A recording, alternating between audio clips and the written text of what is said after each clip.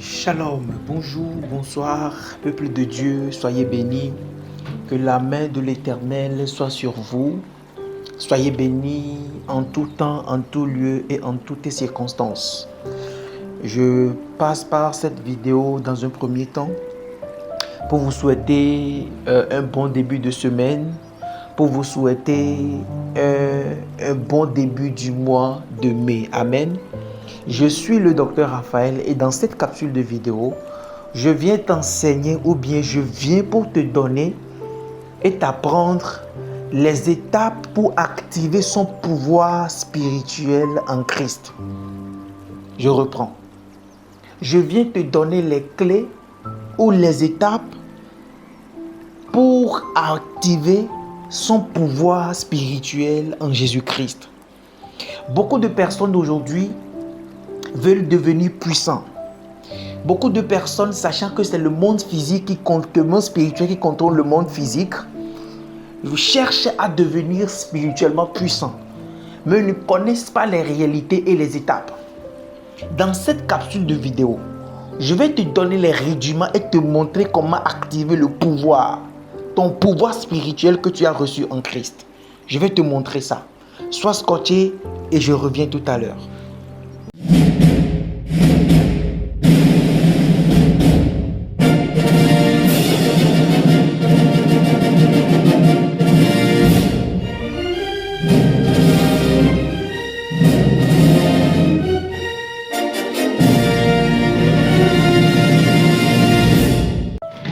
De retour sur la page YouTube, je suis le docteur Raphaël et dans cette capsule de vidéo, comme je l'avais précédemment annoncé, je veux t'apprendre comment activer ton pouvoir en Christ. Amen.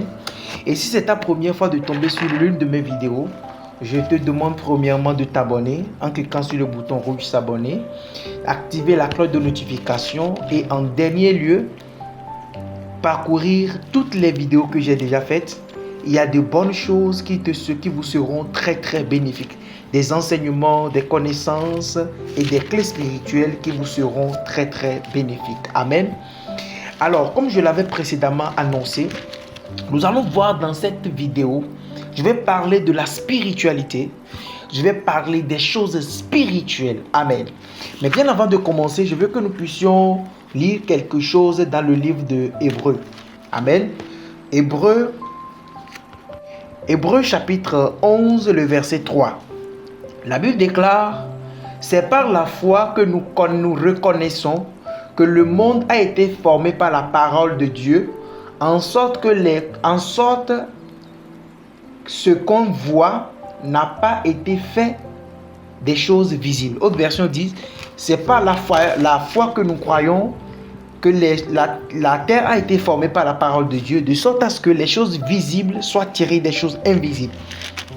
Et c'est sur ce verset biblique-là que nous allons nous appuyer premièrement pour dire quoi? Il faut comprendre que toute puissance et toute chose que nous voyons dans la vie physique est d'abord spirituelle. Amen. Tout ce que nous voyons dans le monde physique est tiré du monde invisible. Ça veut dire que quiconque veut contrôler le monde physique doit premièrement contrôler le monde spirituel. Raison pour laquelle nous avons une masterclass à la fin de ce mois qui a pour thème arracher les clés du monde spirituel pour contrôler le monde physique. Et tous ceux qui vont participer à cette masterclass auront véritablement des clés. La vidéo est dans la description, vous pouvez voir et parcourir ce qu'il y a à faire. Amen. Donc ça veut dire que toute puissance ou bien toute domination dans le monde physique est d'abord spirituelle. Amen. Maintenant, il y a deux sources de spiritualité. Il y a la spiritualité adamique et la spiritualité christocentrique. Écoutez bien cet enseignement. Je dis quoi? Il y a deux formes de spiritualité. Parce que dans le monde spirituel ainsi que dans le monde physique, dans les deux mondes, il n'y a que deux énergies qui marchent ensemble. Il y a l'énergie positive et il y a l'énergie négative. Tout ce que Dieu a fait, Dieu l'a fait de pair. Et Dieu l'a fait de façon femelle et et mal. Amen. Vous allez voir qu'il y a l'obscurité et puis il y a la lumière. Il y a le jour, il y a la nuit. Il y a le soleil, il y a la lune. Il y a la mort, il y a la vie. Je parle à quelqu'un. Il y a l'homme et il y a la femme. Il y a le ciel et il y a la terre. Ça veut dire que dans le monde spirituel comme dans le monde physique, les choses marchaient de pair. Amen. Ainsi que dans la confrontation des pouvoirs et de puissances, il y a deux mondes qui travaillent ensemble. Ça veut dire que même afin qu'il y ait du courant, il doit y avoir le borne négatif et le borne positif. Qui comprend ce que je dis? Le borne positif et le borne négatif avant qu'il y ait de courant. Ça veut dire que si il n'y a pas cet antagonisme, le monde ne pourra pas exister. Donc dans le monde spirituel, en termes de la spiritualité, il y a la spiritualité adamique et il y a la spiritualité christocentrique. Écoutez bien ce que je dis. Dans la spiritualité adamique, cette spiritualité conduit à la mort et ne conduit pas à la vie éternelle. Par contre, la spiritualité christocentrique, c'est cette spiritualité qui nous emmène à la vie éternelle et qui nous donne le pouvoir absolu. Je parle à quelqu'un. Autrement dit, dans la spiritualité adamique, c'est là que nous pouvons voir la spiritualité de la sorcellerie. Nous pouvons voir la sorcellerie, les francs-maçons, l'occultisme. Nous pouvons voir toute forme de spiritualité, les cancars, les brotherhood, de la Rose-Croix et toutes sortes de spiritualité.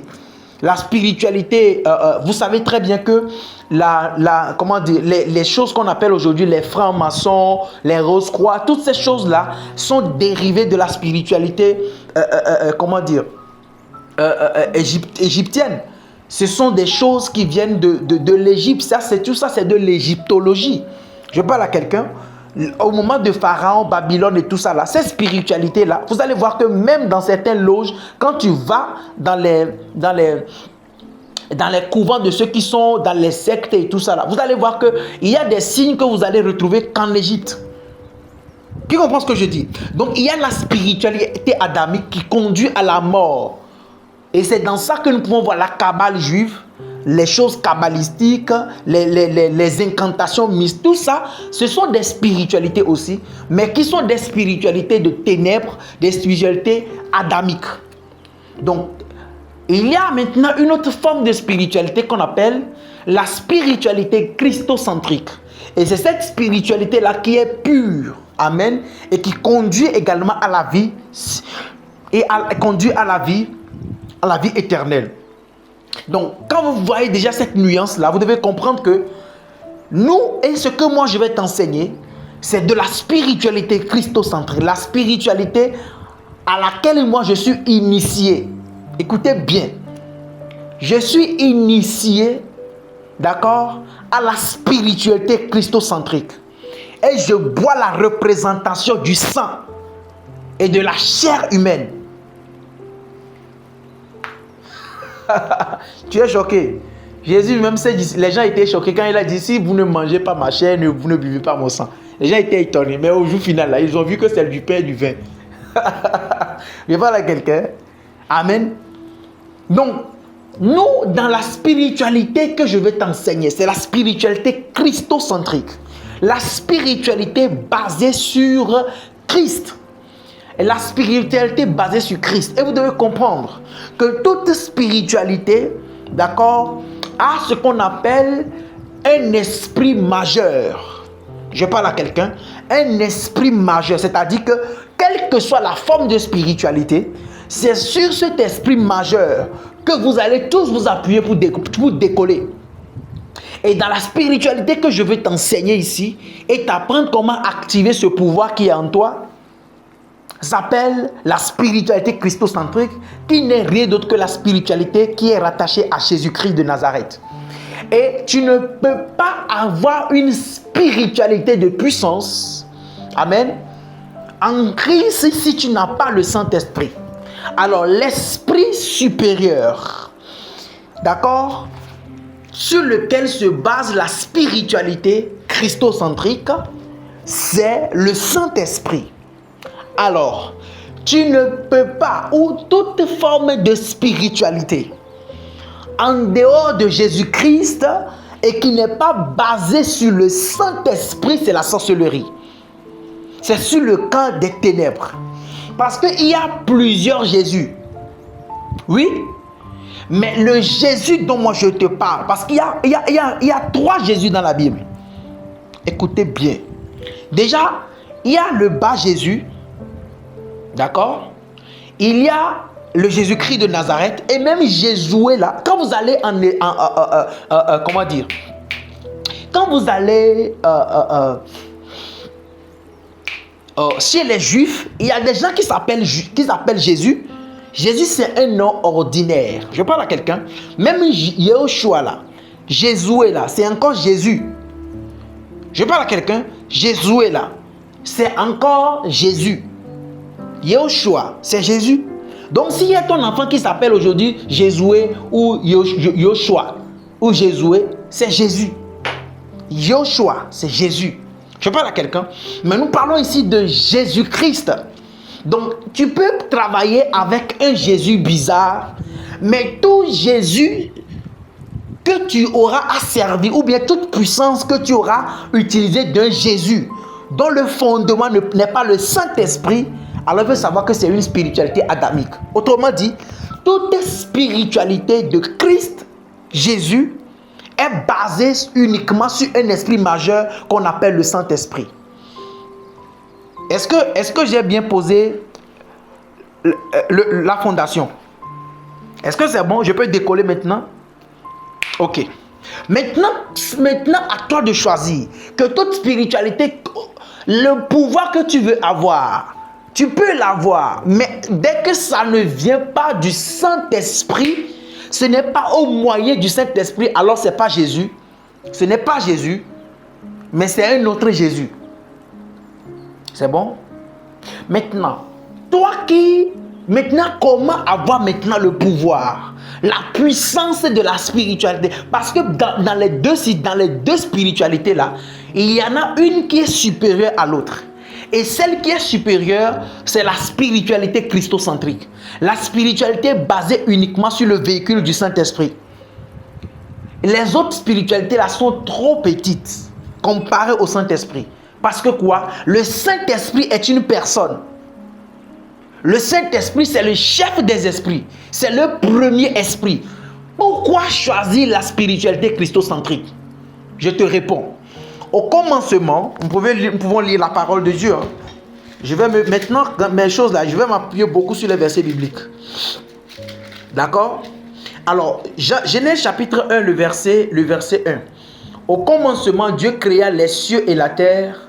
La terre était informe et vide, et il y avait des ténèbres à la surface de l'abîme. Et l'Esprit de Dieu se mouvait au-dessus des eaux. Amen. Au commencement, l'Esprit qui était là, c'était l'Esprit de Dieu qui se mouvait au-dessus des eaux. Et cet esprit en question, c'était le Saint-Esprit. Et quand Dieu dit que la lumière soit et que la lumière fut, l'Esprit qui a ramené, ou bien la divinité ou la puissance qui a ramené, qui a fait sortir la lumière, ou bien qui a engendré la lumière, ou duquel est sortie la lumière, c'est le Saint-Esprit. Je parle à quelqu'un. La parole est lancée. Mais la puissance qui a rendu capable l'accomplissement de la parole, c'était le Saint-Esprit. Donc, toutes les puissances et tous les esprits émanent du Saint-Esprit. Donc, tu dois choisir le Saint-Esprit, sinon la spiritualité christocentrique, parce que c'est de cette spiritualité que sont nées, d'accord, toutes les autres spiritualités. Donc, pour ne pas choisir une spiritualité et regretter plus tard, tu dois choisir la spiritualité christocentrique qui est basée sur le Saint-Esprit. Peut-être que je viens de parler comme ça. Tu t'es dit, ok, je vais choisir la spiritualité christocentrique. Comment maintenant avoir le pouvoir de la spiritualité christocentrique? Et si tu l'as, comment maintenant l'activer? Je vais aller pas à pas. Écoutez bien, ce que je t'enseigne là, il faut bien écouter. Parce qu'il y a beaucoup de personnes qui cherchent des pouvoirs. Beaucoup de personnes qui veulent voir dans le monde spirituel. Beaucoup de personnes qui veulent devenir spirituellement puissants. C'est-à-dire quand ils parlent, que la terre tremble. Parce que évidemment, l'esprit dont je te parle, si tu es dans cette spiritualité, tu peux parler et la terre va trembler. Quand nous lisons dans le livre de Actes des Apôtres chapitre 16, lorsque Silas et Paul ont été jetés en prison, la Bible déclare qu'au beau milieu de la nuit, ils ont commencé par chanter, par louer et prier. La Bible déclare qu'au même moment, il y a eu un tremblement de terre. Les poteaux ont été ébranlés, les fondements ont été secoués. Tu comprends ce que je dis? Donc le pouvoir que tu cherches là, pour faire trembler la terre et pour même disparaître. Écoutez bien. Je vais d'abord t'introduire, je ne sais pas, mais voici comment l'esprit me conduit. Donc laissez-moi flot dans l'esprit. Amen. Je vais d'abord te présenter les avantages du Saint-Esprit, de l'Esprit de Dieu, de la spiritualité christocentrique. Pour que rien ni personne ne vienne t'égarer, t'intimider avec un quelconque pouvoir. Parce que tout ce que la personne aura à t'apprendre ou bien vouloir te montrer, que ce soit un quelconque pouvoir qui va t'impressionner, assois-toi bien. Je vais te prouver que ce que je te présente est plus puissant que ce qu'il te présente. Si tu veux même parler, pour que la terre puisse trembler, si tu veux parler, pour que tout univers puisse trembler, la spiritualité dont je te parle en est capable. Parce que si les autres spiritualités le font, c'est qu'elles sont nées de celles que je te présente. La Bible dit dans Actes des Apôtres chapitre 16, ils ont prié, chanté. Et la terre, il y a eu un tremblement de terre. D'accord? Et dans cette spiritualité christocentrique, il y a des gens qui cherchent le pouvoir pour disparaître. Il y a des gens qui cherchent le pouvoir pour disparaître. Écoutez bien.